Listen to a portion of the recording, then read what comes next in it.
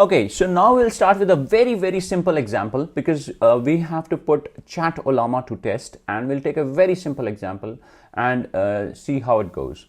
So what you need to do is you need to choose the right kernel. So if you go to Python environments, the LLaMA LangChain is my right kernel where I've installed everything, and then I say hit code, and let's start doing the code.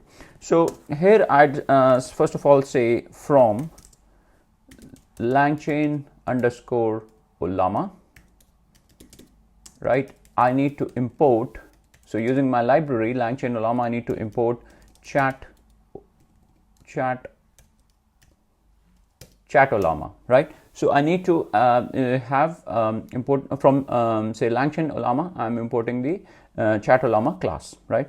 Now what I need to do is I need to give a simple command saying LLaMA client is ChatOllama, and inside this I need to give the model name.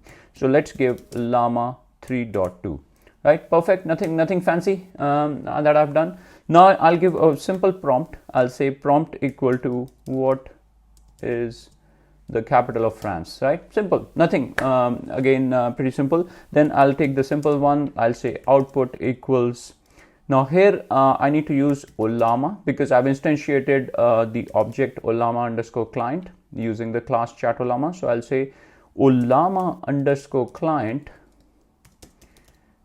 and here I will use the invoke function. So I'll say, or invoke method, and invoke prompt, right? So my prompt is what is the capital of France, and I'll just say print output. Pretty good, right?